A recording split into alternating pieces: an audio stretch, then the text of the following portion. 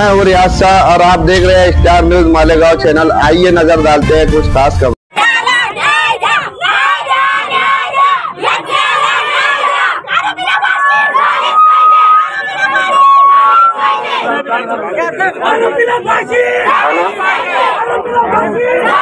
Hello, आता आपले सिंधू साहेब इथे आलेले आहेत।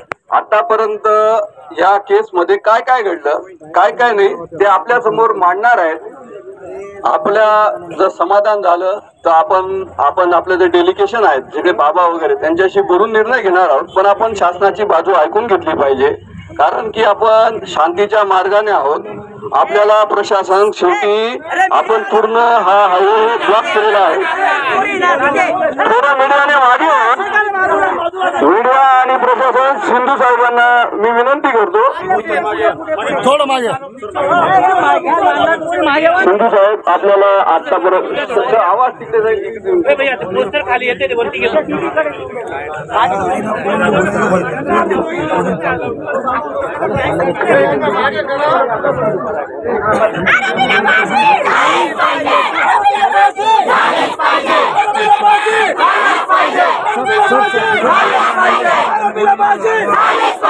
ठीक आहे। माझी सर्वांना विनंती आहे की शांतपणे मला ऐकून घ्या। 2 मिनिट थांबा बाबा, नंतर घोषणा द्या। 2 आपल्याला माहित ज्यावेळेसला हे घटना घडली होती त्या रविवारीला मला मंत्री साहेबांनी केला होता। आपले अधिकारीने मला तात्काळ फोन केला होता। मी 2 माणूस पाठवले। ठीक आहे, आपल्याला जे काही माहिती होती त्या टाइमला आपण संशयितला उचलला आणि नंतर त्यांची आपण इंटरोगेशन या आपण क्वेश्चनिंग चालू केली। त्या क्वेश्चनिंग मध्ये आपले समोर जे काही तथ्य आले त्याच्यावर आमची इन्व्हेस्टिगेशन आम्ही चालू केली। त्या रात्रीला आम्ही FIR नोंद केली। नंतर घटना पंचनामा, आपला सीजर पंचनामा, जे काही कायद्यामध्ये तरतूद आहे आपण सर्व तरतूद पुरी केली आणि नंतर आपण PC मागवली। आपल्याला 27 तारीखपर्यंत PC भेटली आहे आणि अजून आपण PC ची डिमांड करणार आहे। मी तुम्हाला सर्वांना हे सांगतोय की तुम्ही मला बोलताय की पुढची मुलगी तुमची होईल। मी ऐसी दुर्दैवी घटना कुठेही बघितली नाही आणि हे जे मुलगी आहे ते माझी मुलगी आहे। माझं लग्न झालं नाही, पण कधीही मी असा विचार केला नाही की माझी मुलगी नाही, हे माझी बहीण नाही।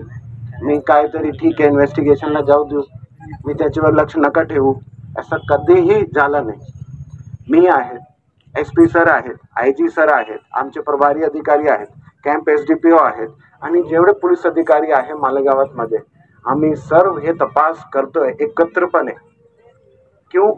ताकि पुढे जाऊन आपल्याला ह्या माणसाला फाशीची शिक्षा झाली पाहिजे। यासाठी आम्ही जे काही प्रयत्न करतोय, इन्व्हेस्टिगेशन मध्ये जे काही आपल्याकडे आहे आम्ही सर्व केलंय। मी तुम्हाला सांगतोय, आपले देशात मध्ये काही कायदा आहेत। बाबासाहेब आंबेडकरने आपल्याला एक कायदा दिलाय, IPC आहे, CRPC आहे, आता भारतीय न्याय संहिता आहे, भारतीय सुरक्षित संहिता आहे। तर आपल्याला त्याप्रमाणे जावं लागते। तुम्ही मला एन्काउंटरची डिमांड करतोय, मी कायद्याच्या पुढे जाऊ शकत नाही। हे मला कधीही कोणीही सांगितलं नाही, मला कधी ऑर्डर झाले नाही एन्काउंटरसाठी, हे मी करणार नाही। तुम्ही एक चीज लक्षात घ्या, मी इथं फक्त न्यायासाठी इथे आहेत। मी कायद्याप्रमाणे चालतोय आणि मी तुम्हाला सर्वांना विनंती करतो, आपला हे जे हायवे आहे तर हे जयपूर दिल्ली पासून चालू होतोय आणि मुंबईपर्यंत जातोय। हे आपल्या देशाची एक लाईफलाईन आहे। तर आपण इथे रस्ता रोको केलाय, आपल्या देशाची लाईफलाईन इथे थांबली आहे। मी तुम्हाला सर्वांना हे विनंती करतोय, तुम्ही माझ्यावर एकदा जबाबदारी द्या।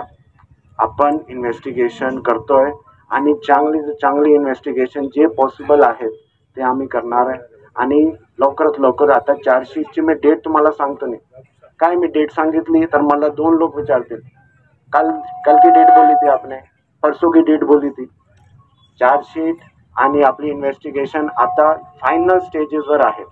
जे काही पंचनामे होते आपण सर्व केले आहेत।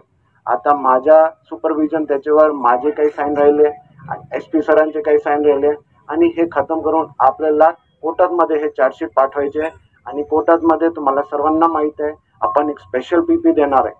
त्यामध्ये उज्ज्वल निकम साहेबांचं नाम येत आहे, शिशिर हिरे जे काही आहेत त्यांचे नाव येत आहे आणि त्यांची नियुक्ती माननीय शासनाने करणार आहे.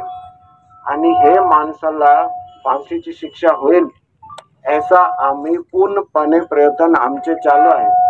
तर कृपया मी तुम्हाला हात जोडून विनंती करतोय, प्लीज इथून उठा.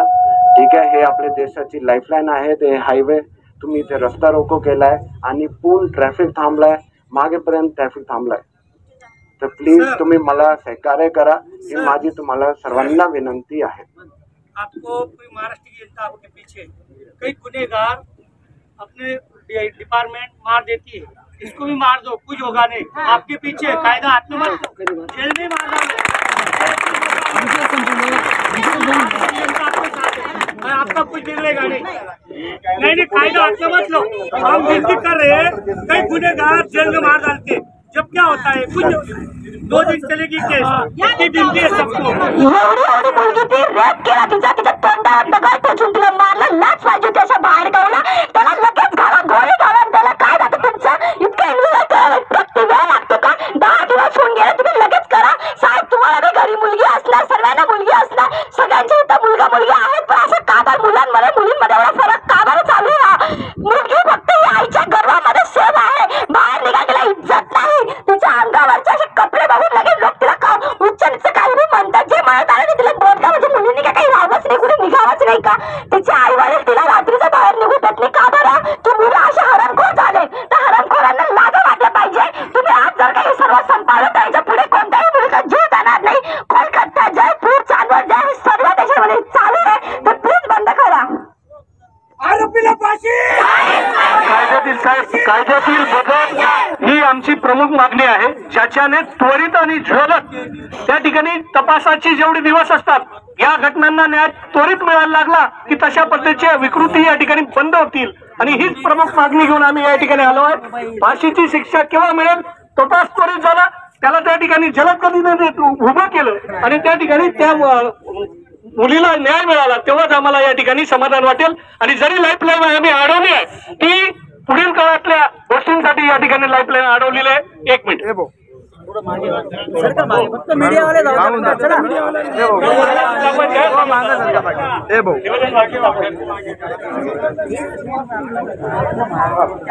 आपल्या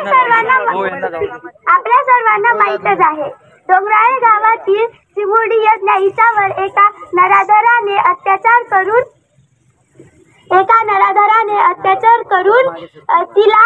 तिची हत्या केली. इस वीडियो को लाइक करें, हमारे चैनल को सब्सक्राइब कर बेल आइकन जरूर प्रेस करें.